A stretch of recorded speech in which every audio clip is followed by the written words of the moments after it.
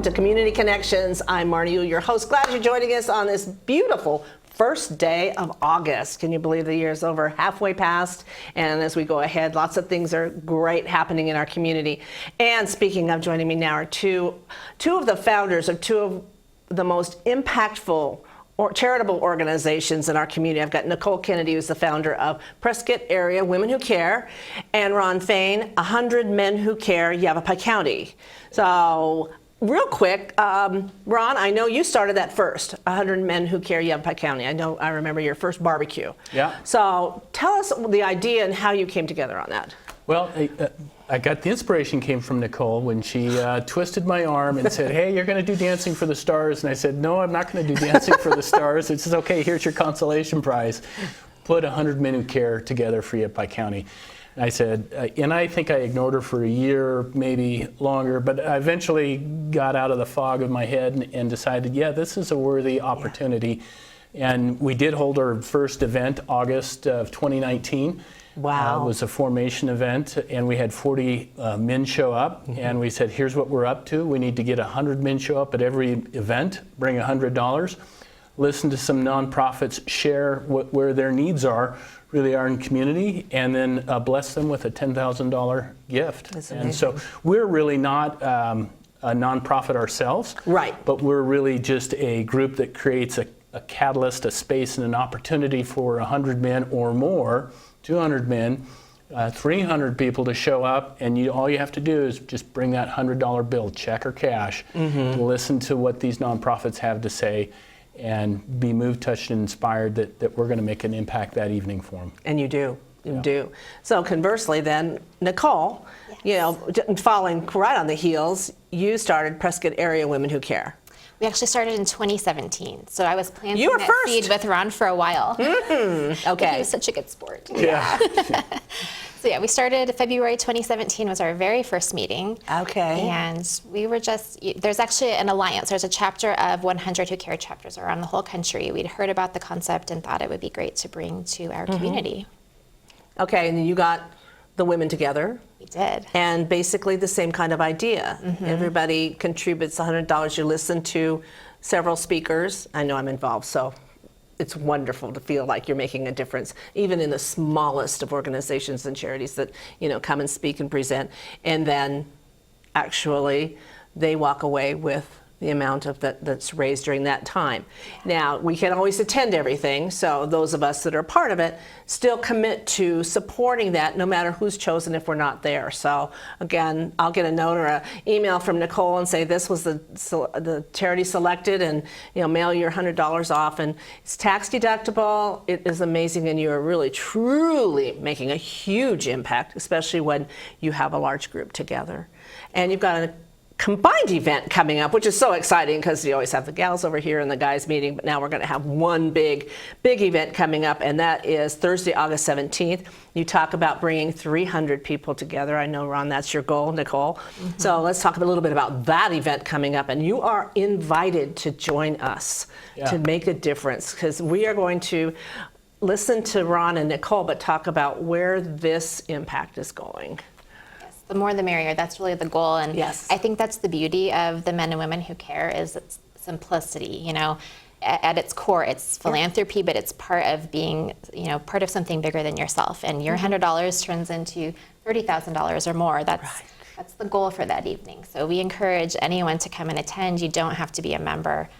And the benefit of these events and the August event is that there's these nonprofits in community, and in this one is the three, Prescott Unified School District, Humboldt Unified School District, Chino Valley Unified School District. Their foundations, their nonprofit components of the school districts are making a huge impact on a daily basis for kids in our community. Absolutely. And they get an opportunity to share August 17th what they're dealing with and the benefit that this money might help each one of those organizations. And to an individual who shows up, I'm going to learn about a foundation I don't know anything about. I might have a skill set that might apply or benefit that group, and I'm going to give them $100. And if maybe I'm moved, touched, and inspired, I'll write them a larger check. Right. But that's the whole benefit of bringing all these people together. We're just creating the space for the opportunity to really make a difference for those people who are stepping up every single day and making a difference in a child's life through these 3 school district foundations. And the foundations support the students and teachers in a variety of ways. I know they have resource centers. I know they have lunch programs and scholarships and support for teachers. I mean, you name it, they're doing it. And what better time to kind of look at it and say, how can we help you succeed and do what you do well at the beginning of a school year? Because all the schools are starting, Thursday coming up, so it's a perfect opportunity. So each one of the foundations will be there to speak. That's right. Okay, and then make a presentation, and then the goal is everybody pay $1,000, but $100. But what also is nice is there's refreshments and there's network. I mean, I use networking, but it's socialization. You're meeting people that maybe you haven't seen in a while that are in the area of philanthropy or an organizational service. Yeah, what's nice about it's always on a Thursday night, and it's 1 hour long. I mean, doors open at 5. This event will open at 5. 5 to 6 is a social hour. You can buy it's a cash bar. So if you want to have a wine or a beer or a cocktail, you can do that at a cash bar. The host, Highland. Our friends at the Grand Highlands, yeah. Grand Highland is our huge host sponsor, and they'll have a cash bar there. The food has been sponsored, and there'll be food available. The finger foods, and then right at 6, we start at 6, end at 7, Thursday night, you're back home by 7:15, 7:30, and we've made a huge impact. Huge difference, huge impact. So I know you are putting out, in the time that you've been working, you've supported over $250,000 back into the community to these organizations through Prescott Area Women Who Care. Isn't that great? Our women are generous and committed, and we love them. Oh yes, and the same with 100 Men Who Care. We're a couple of years behind Prescott Area Women Who Care, but we're probably at 150,000 and climbing in our short time. It's always wonderful to see everybody that's attending and be a part of it, because it's everybody from everywhere. Yeah. There's no, and again, it's tax deductible. We always have to remember that if you're looking for, kind of your tax liability, taking care of that a little bit, this is an excellent opportunity. Plus, you just hang with wonderful people. Yeah, Marnie, if you're a new resident, just like the Chamber reaches out to so many new people, if you're a new resident, whether you're a woman or a man, you want to get involved in community and you want to see what's available, join Prescott Area Women Who Care, or join 100 Men Who Care, and you're going to get exposed to a lot of nonprofit foundations, and you may find a lane that you decide, hey, I've got a real talent to give back to a nonprofit from wherever they came from. Or if you've been here for a generational family, there's just an opportunity to really make an impact and learn a lot about the community. We're closing up, so it's Thursday, August the 17th, Grand Highland Hotel, 5 o'clock. Do you need to re-register? Please do. So you can go to prcwomenwhocare.com to register online, or 100menwhocareyc.com, and please register. If you register, it helps us plan a better event. Plan a better event. Thank you both for joining us. I look forward to seeing you on the 17th. Short break, we'll be right back. Thanks, Marnie. Hi, I'm Smokey Bear, and I made an assistant to help you prevent wildfires. Dude, I've got this. I've been camping since I was 5 years old. But I am a camping influencer. You know what? I'll bet you $5. Okay. Assistant Smokey, what is the best way to put out a campfire? To put out a campfire, drown with water, stir, drown again. Then make sure the fire is out cold by feeling with the back of your hand. Wait, really? I'll take the $5.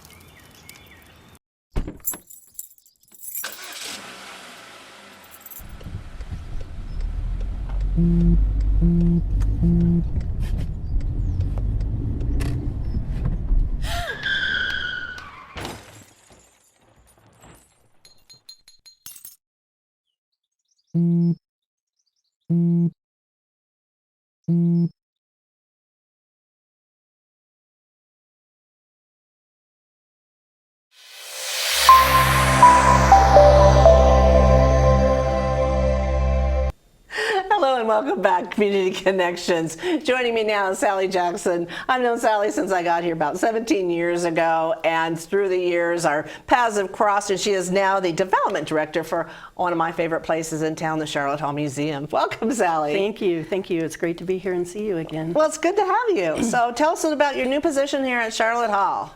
Well, in June, I started as the development director, and so I oversee the fundraising. Our marketing person also reports to me, and our membership person. So, of course, our goal is to raise money for all kinds of projects and programs and just everything that, To support the museum that's just a gem in our community. Let's tell a little bit about Charlotte Hall Museum is basically a campus of buildings located over just on Gurley. And so on that campus is, tell us some of those buildings. Well, we have the very first territorial governor's mansion, not a mansion that you would imagine, but it is a very large... Back in the day it was the mansion. It was a very large log cabin. Interestingly, in February of 1863, President Abraham Lincoln declared Arizona to be a separate territory from New Mexico. Well, of course, that means you have to have a governor and everything of the territory.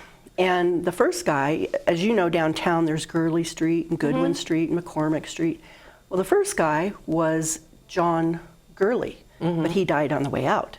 So then they appointed John Goodwin, and he and Richard McCormick lived in the mansion together. I'm not sure at what time, but McCormick's wife actually came out and lived there as well.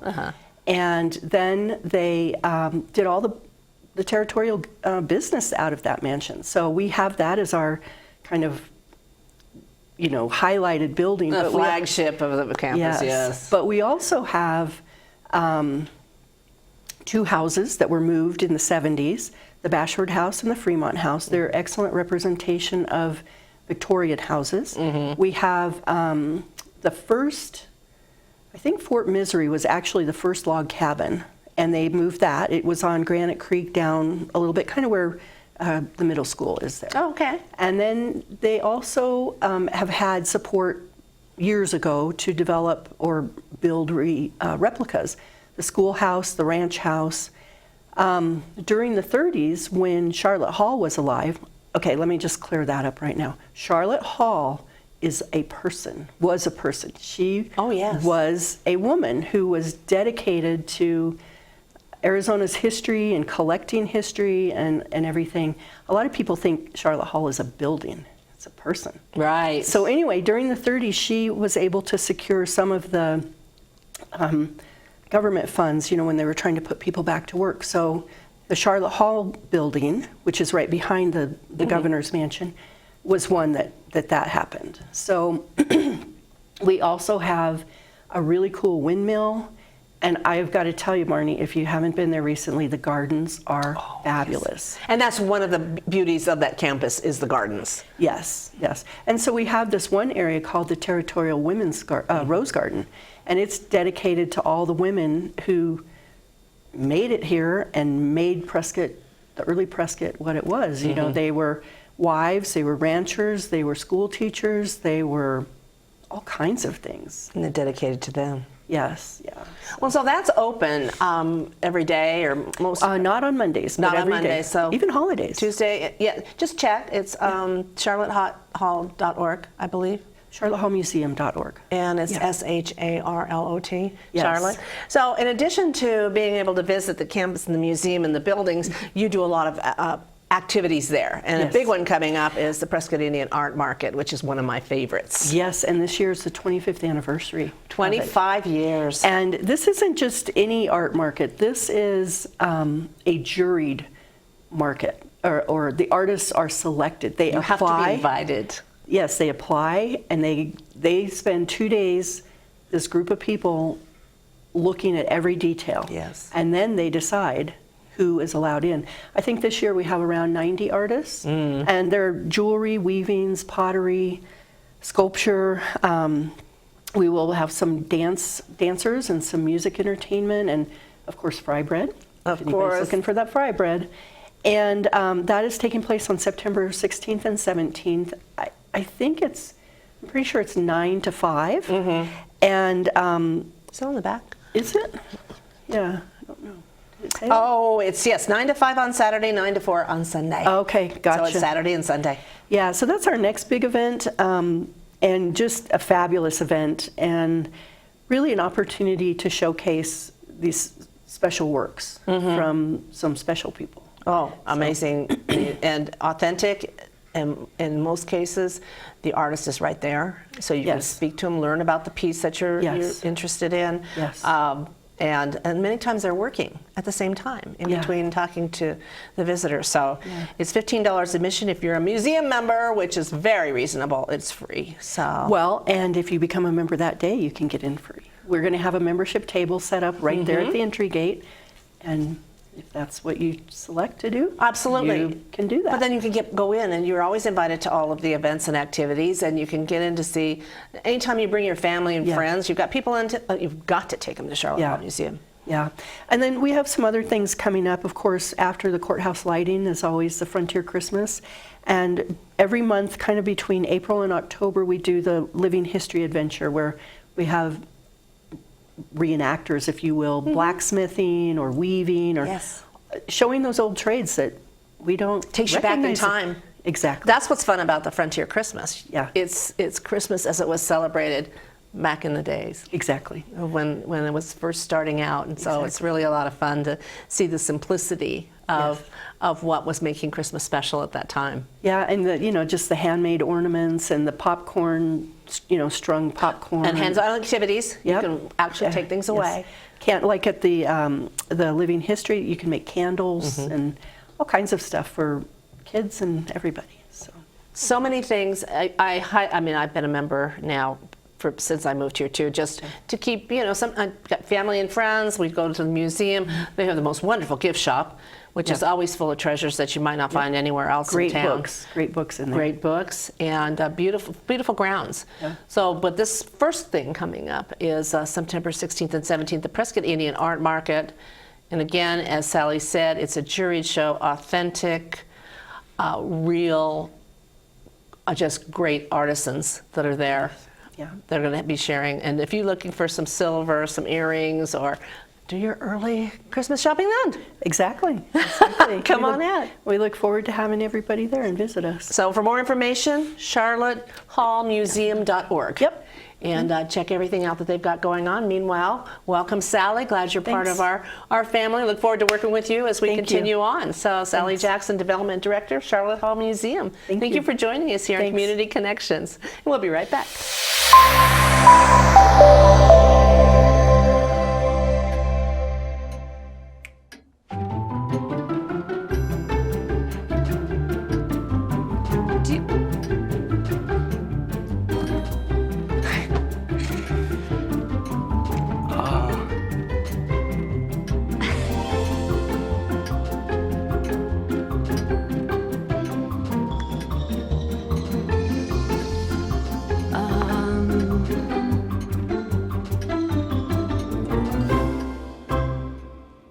Listen, you're my friend. I noticed you haven't really been yourself recently.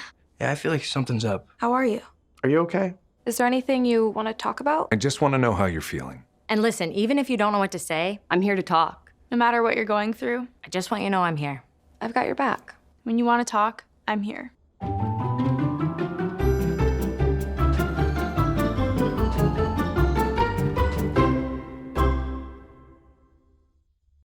Yeah, 0 tolerance. He's out for the season. Harsh. Hey, he knew not to drink. We've made that clear to all of our kids, right? No, not really. Bill, if we don't tell them what we expect and why they shouldn't drink, how are they going to know? Talk. They hear you. For more information, visit underagedrinking.samhsa.gov. You try.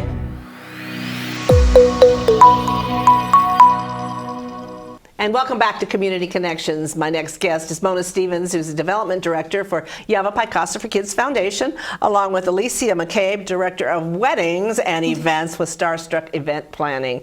This year's Festival of Trees, a new announcement. Alicia, I'll let you make the announcement. Hi.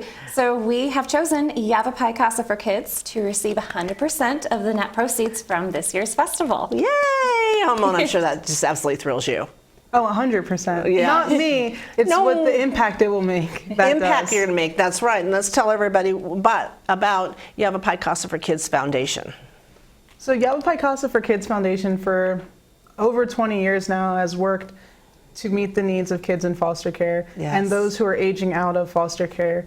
We try to provide as much positive childhood experiences for them, because we know that those positive childhood experiences offset some of those adverse childhood experiences, and these kids are up against a slew of negative statistics. Like, they're 2 times as likely to suffer from PTSD as U.S. war veterans. When they age out of the system, 20% of them are immediately homeless. 1 in 5 of everybody sitting in a U.S. prison right now was a foster youth.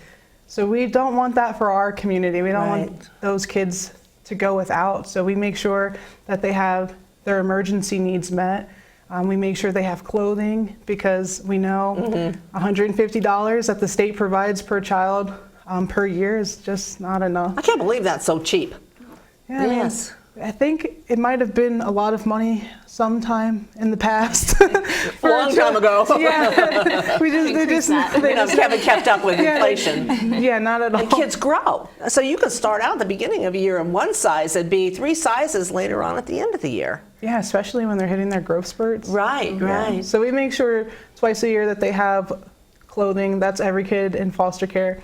We have our Grants for Kids program that allows them to have all of their wants and the things that contribute to a holistic and well-rounded childhood, and even some things that are off the beaten path. Like one time, a teen foster youth had a child, and that child unfortunately passed away, and we paid for the cremation. More happier stories, we just brought 3 little girls together, and they have been in foster care for 6 months and haven't seen each other. They're all in different homes, and we paid for them to go to camp, so they got to spend a week together. Wow. So it's stuff like that. And then our Keys to Success program, helping with the kids that are aging out, so that way they have a roadmap to their success. They have somebody working the plan with them, somebody that believes in them. Help them after they get, because usually they're in a foster family, but Kings, you're old, you're 18 or whatever, you're aged out, but there's no place for them to go. Yeah, and a lot of them, them, resources to serve them, and you're taking care of that. Yeah, and a lot of them aren't even in foster homes at that point.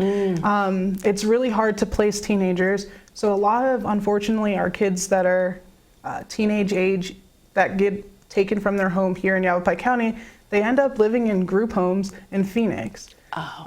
So then when they're kicked out, it's pretty difficult. So we make sure that they have every single thing that they need to overcome whatever barrier to success they have, whether that's finding a place to live, getting that last month's security deposit down, whatever it is that they need, we make sure that they have it, and then we roadmap and work with them that plan to success. And we do have a success rate. 83% of the kids in our Keys to Success program that graduate, they're taking some type of post-secondary education. Good. It's only awesome when you look at only 3% of nationwide the kids in foster care even do that. Right. So that's more than 100% increase. I'm not good at math, but that's amazing. Yeah. Yes, and that's just all comes back to the programs you do to support the kids in foster care, and it's above and beyond, because the basic needs are somewhat met through the state, but what you do is carry even the enrichment. You know, there's kids that want to play baseball, or they want to take dance lessons, and that's never included in what's given through the state, but you make sure that those opportunities are available to those kids, and I think that's amazing. They deserve a normal childhood, and being able to still participate in all the different activities, and they're being able to provide that. So that all just brings us back to, takes money. Takes support, takes funds, takes resources. So we're going back to Festival of Trees. This is the which year? This is the 3rd year that Starstruck Event Planning has been in charge of the planning for it. And this is the 3rd year, and you've always picked a nonprofit. So this year, Yavapai Foster for Kids Foundation will be your beneficiary. Yes. So tell about the event. How does it work? How do you raise money? Because that's the best part. It's so much fun doing this. You know, you've been there. I love it. Yes, the Festival of Trees is a community holiday event. It's going to take place November 15th through the 18th. And what it is local businesses in the community, they will purchase a Christmas tree and decorate it. And then it is displayed for the general public to come and view it. They can purchase the tree, and then we'll deliver it to their home, fully decorated. Fully decorated. Yes, you don't have to do anything. Amazing. Yes. They're amazing. And it's so different. You have so many different styles to choose from. The businesses get really creative with it. So let's talk about right now, because we're a little early. You know, we can bring you back in let's say October and say, come see this, come pick out your new Christmas tree. But right now you're looking for sponsors of the trees. Yes. So what does that entail? So we have a lot of different options to choose from. We still have some options for the 7.5-foot trees. We have some actual sponsorship packages where that comes with a lot of great marketing perks for that business. So that's really where you're going to get your name out in there. Everybody's going to know, oh, so-and-so has been a part of Festival of Trees. They're sponsoring this under this level. We've got a few tinsel sponsors and one silver bell sponsor still available. And those are various levels that you can find out about on your website? It'll list everything that's included with those packages. Okay. And if you're not quite ready to do a tree or have that creative decorating skill, you can sponsor a table during our Jingle Mingle night, and that is the kickoff to the event. And we'll have your business name located right onto the table so everybody knows that you're sponsoring. And would you decorate that table? You don't decorate the table, You just sponsor the table. but you're going to sponsor the table. And there's a level for that? Yes. Also on the website? Yes. What's the website? It is festivalofTreesPrescott.com. Now, in the past, you've done wreaths. Are you not doing wreaths? We are doing wreaths. Okay. So in case trees, tables, there's wreaths. Something for everybody. Yes, and so you can sponsor a wreath and decorate it. Yep. And then it's on display. And those are also, in turn, able to be purchased. Yes. And then that money goes back to Yavapai Casa for Kids Foundation. So it is a multi-day event with the Jingle Mingle kicking it off on Wednesday night. Yes. But each day you have a variety of activities involving kids, involving seniors, doing a little bit of everything to bring the Christmas and holiday spirit here. Exactly. Yes, you can make it your thing to do every holiday season. Well, we do. It's fun. The creativity is nuts. I just love to see what the ideas that come along with what somebody takes a 7.5-foot tree and say, oh my goodness. So again, there's variety. Wreaths, supporting Yavapai Casa for Kids Foundation. You can sponsor a tree at, what's the website? FestivalofTrees-Prescott.com. And so let's get involved and support Yavapai Casa for Kids Foundation, because Mona, thank you for joining us. You do such amazing work. I appreciate you. And it's, hey, it's going to be a better one this year of all time. All right. Can't wait. Thank you for joining us here on Community Connections.